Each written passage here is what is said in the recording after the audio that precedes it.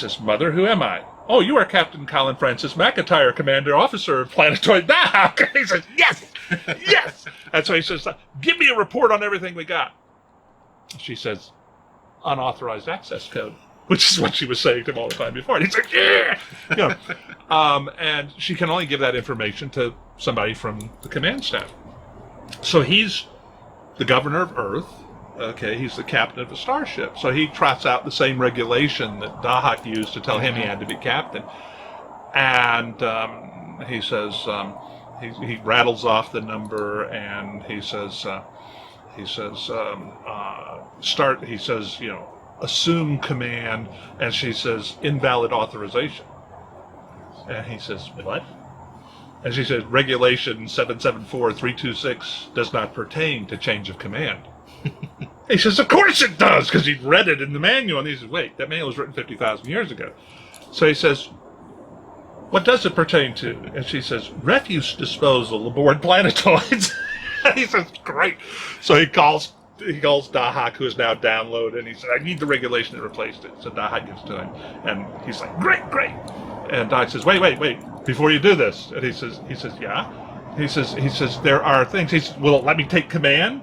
Yeah. But if I have command, can I get the information we need? Yeah. But Colin, there's a problem here. And Colin knows he should listen to Dahak, but he knows if he does, Dahak is going to talk him out of it.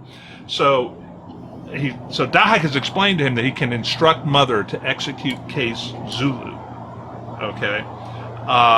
As the ranking senior officer of Battlefleet and the ranking civil authority in one person, he can do that.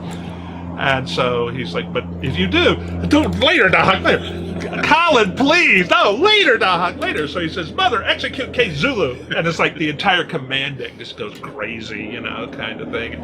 Mother kind of reaches in through his implants to his brain. He's like, whoa, you know, kind of thing. When things kind of settle down, Dahak says, case Zulu executed. The Emperor is dead. Long live the Emperor. He's like, oh my God. The doctor, I tried to warn you, Colin. Okay, so he is now going from being an astronaut 3 years ago to the Emperor of an empire that died 48,000 years ago, you know, kind of thing. And they do manage to find the ships that they need. They get the Imperial Guard flotilla, which Mother doesn't tell him about when he's asking him to list units of Battlefleet. She's giving him all these ships that are like 70 light years, 90 light years away that may or may not be heading home. The last thing we heard of them, they were doing this, you know. And he says, wait. Okay, instead of giving them to us in like numerical order, tell us, you know, every armed ship in proximity to Birhat.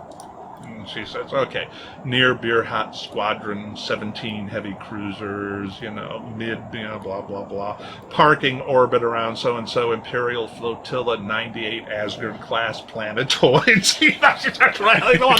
Wait, hold it. You were supposed to tell me about Battlefleet. They don't belong to Battlefleet. He says, what?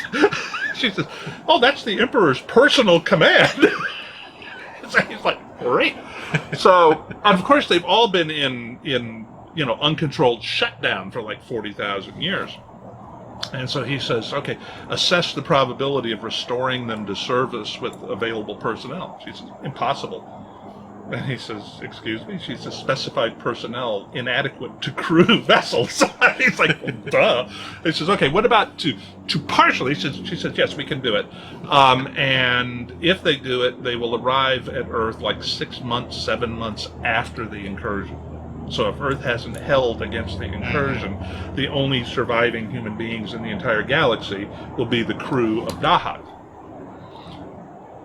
They get back in time, but only because Earth manages to hold a lot longer than it should have been able to. And the Akultani are about to take Earth out. They have Iapetus, the moon of Jupiter, that they have turned into a kinetic projectile because they can't get through Earth's shield.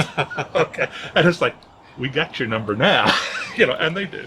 Unfortunately for them, just before Iapetus hits the shield, their ships start disappearing.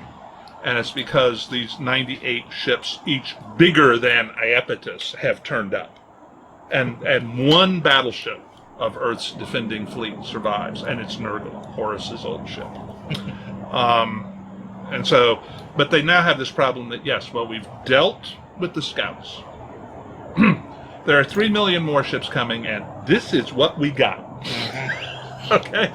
And we're good, but we can't take 3 million of them. But that's okay, because Colin has a plan, which works, to take out both halves. The main body is split into two forces. They leapfrog, and then the lead unit always sends a message back to where the next unit will be coming out of hyper to, as an update.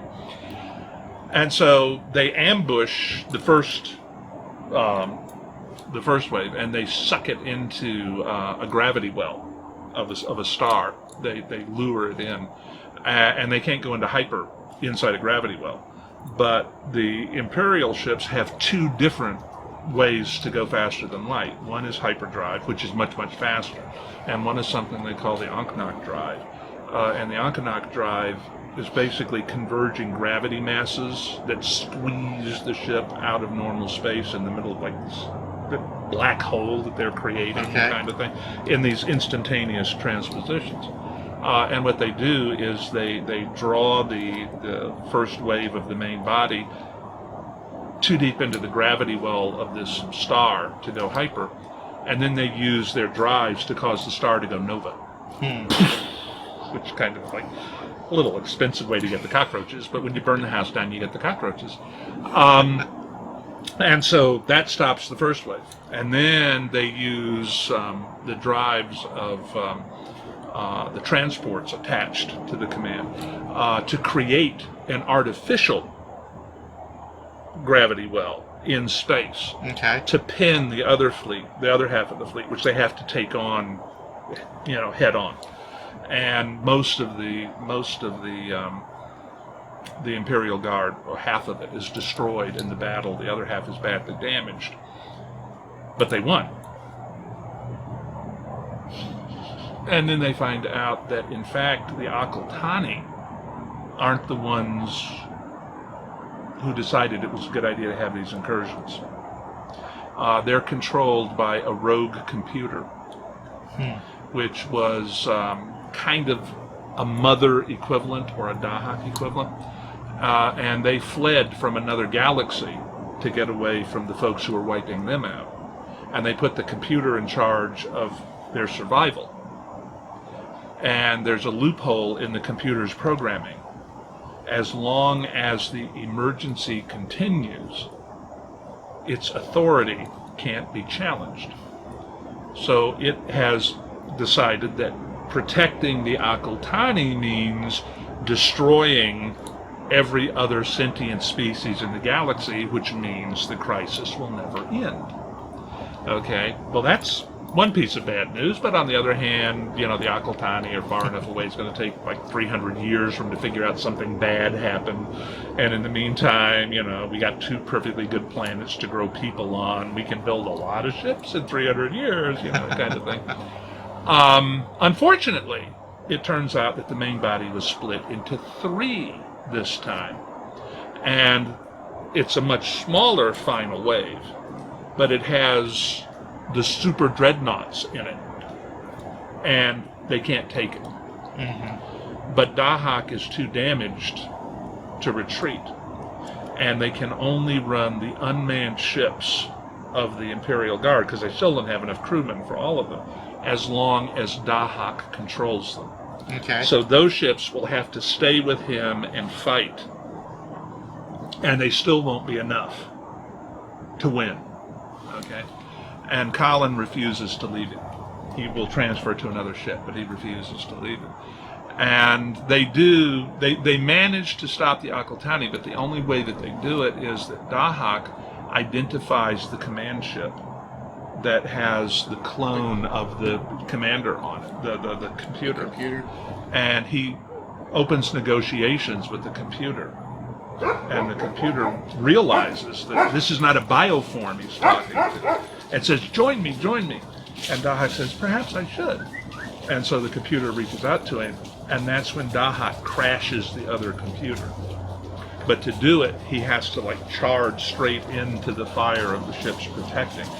And so he's destroyed too. Okay.